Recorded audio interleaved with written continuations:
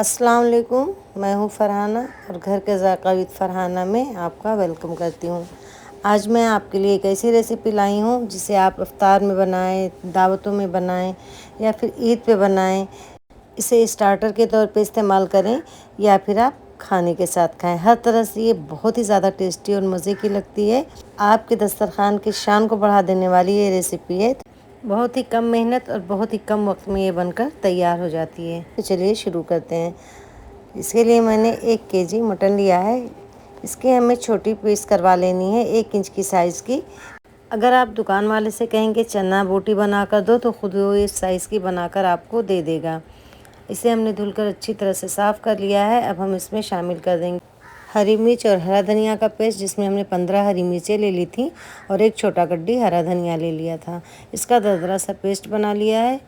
1 चम्मच नमक शामिल कर देंगे, आधे चम्मच हल्दी, आधा चम्मच काली मिर्च पाउडर, 1 चम्मच भरकर ज़ीरा और दही शामिल कर देंगे हम 2 से 3 टेबल स्पून के करीब। दही कम ज़्यादा कर सकते हैं, 3 से 4 टेबल स्पून भी आप शामिल कर सकते हैं। आधा नींबू का जूस डालेंगे और सारी चीज़ों को हम बहुत अच्छी तरह से मिक्स कर देंगे। हम शुरू में अदरक लहसुन का पेस्ट डालना भूल गए थे। अब इस स्टेज पे हम शामिल कर देते हैं 2 टेबल स्पून और डालकर इसे अच्छी तरह से मिक्स करेंगे कि ताकि हर बोटियों पर मसाले अच्छी तरह से लग जाएं और सारे मसाले एक जान हो जाएं। अब हम इसे कवर करके रख देंगे आधा घंटे के लिए।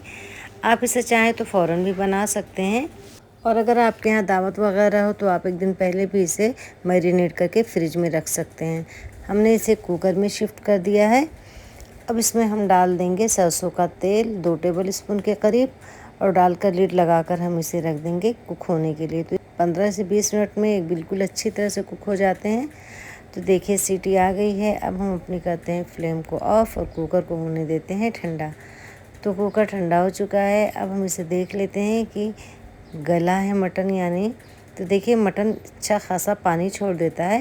तो अगर आपका मटन गला ना हो, कुछ कसर हो, तो आप इसी पानी में थोड़ा फ्लेम को स्लो करके रख दें तो आपका मटन गल जाएगा। लेकिन हमारा मटन बिल्कुल गल चुका है तो हम इसे फुल फ्लेम पे सुखा देंगे। पानी को बिल्कुल खुश्क करना है, एकदम ड्राई करना है। हमें इसे भुने गोश्त की तरह बनाना है।